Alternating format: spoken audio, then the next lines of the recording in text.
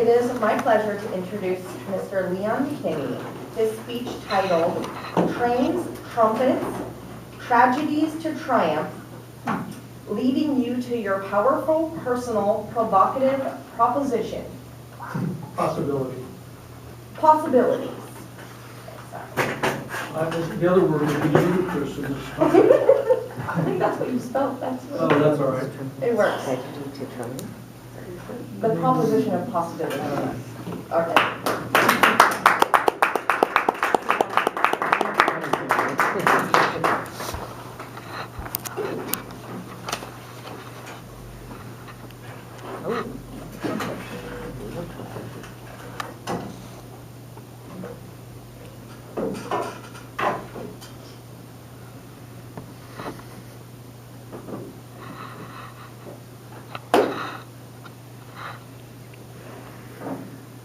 A week ago Saturday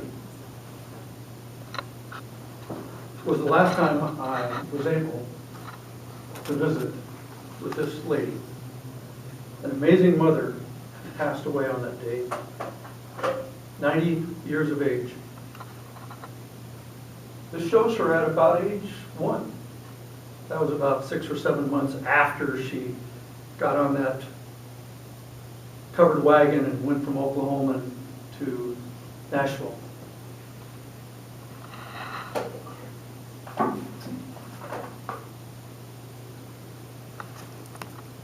Trains, trumpets, tragedies, and triumphs. The last little bit is what I hope you will take away from my presentation tonight, is finding your own powerful, personal, provocative possibility. That's a mouthful, but somehow I like that language of the possibility, something that's pretty powerful that will tap into your passion. And everybody's passion is a little bit different. I was 6 years old when the catalog came. It was a Sears and Roebuck catalog, and in 1947, that was one of the events of the year. There weren't many stores around at that particular time. There were no malls. The Sears and Roebuck catalog had this huge train section. And in that section, there was this one little train that would puff. And the cost of that train was 1 week of my dad's salary right after World War II. So that wasn't a possibility at our house, was it?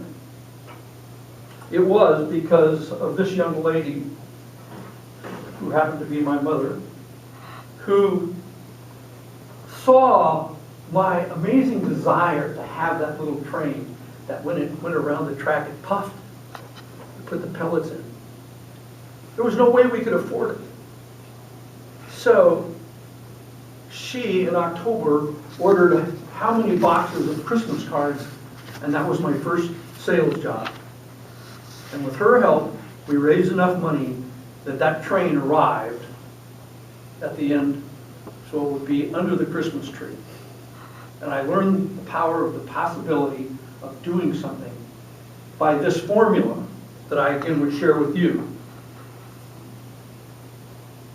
Perspiration, inspiration, and celebration. Now I actually had that, I just got that backwards because it starts with the inspiration, and Mom would say, now you have to do the perspiration, and then you could celebrate. So whatever your challenges and your powerful possibility, maybe it's for your grandchild, maybe it's for your company, maybe it's for your children to go to college, something that seems impossible, use inspiration, perspiration, and then you can celebrate. So, I'm age 6. That was magical, I still remember it. And she wrote the story later to share with my children. That brings me to age 10. I'm in the 5th grade, and my father would not allow us to charge anything debt was forbidden. And we did not have the dough for an inexpensive, cheap, later did I find out it had kind of poor tone, silver tone trumpet for $68. And my mom said, we must have it. And so that was one of the few times they ever went into debt. I have not played this publicly in 2 or 3 years, and I haven't touched it hardly in 2 years. And trumpet and tragedy, this illustration could be a tragedy.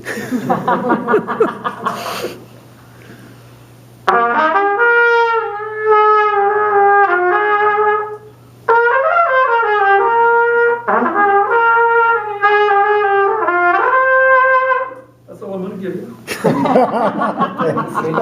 Thank you. Thank you. You know what that was? What was the name of that song? Something Name that from the tune. Ricky Ricardo show. Possibly. That tune was very, very famous, and it was called Cherry Blossom Pink and Apple White. Oh, Yeah. yes. And it was in a really popular solo. And I eventually learned how to play that much better than I just demonstrated. In fact, my grandfather said, "You're so good, we'll get you on TV." And so I'm practicing this like crazy. I have it memorized. They get me on a TV show in Los Angeles. I play the tar out of that, and we come to the ending, and the ending goes like this: da da da da da da da da da da da da da da da da, and it goes up to a high C, and I blistered that solo, and I puked on that high C. I just blew it, and I was scared. I'd never been to a TV studio ever before, and so I didn't win. I think I came close. But according to my grandfather and my uncle, I should have won. You know how that goes. But the fact that I screwed it up so badly didn't keep me from going on and one day becoming a music teacher. Because I could identify with kids who were scared to death and might fail every once in a while. But it always goes back to the lady who inspired me and made it possible for the trumpet.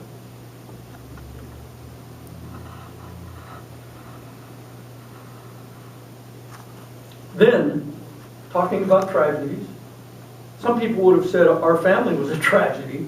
My sister was so severely retarded, handicapped, and yet my mother, whose amazing faith, kept thinking there was something bigger and better out there, had prayed for healing. That never happened. My sister, as many of you know, could not go to school. That never happened. And at age 30, she found this developmentally disabled school that would accept her in Sacramento. And this little bus drove up, and my sister got on it. And my mother walked out to the steps and looked, and she should have been thrilled, which she was. But she was devastated that my sister didn't even turn around and wave. She was so happy to get on that bus that my mother later said, I went back and threw myself on the bed and just cried because I wanted her to at least know that to wave by. My sister had an amazing time for 30 years at that school. And so, I'm not sure what your powerful, personal, provocative possibility is, but I know what mine is because it was inspired by my mother and my sister.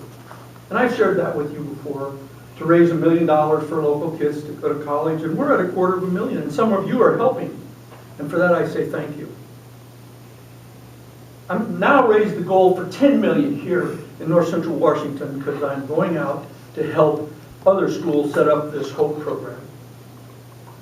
So I hope you can come up with a powerful personal proposition that will empower you to help others like my mom has inspired me, and hopefully I can inspire others. And it's amazing what a word of encouragement or listening can do.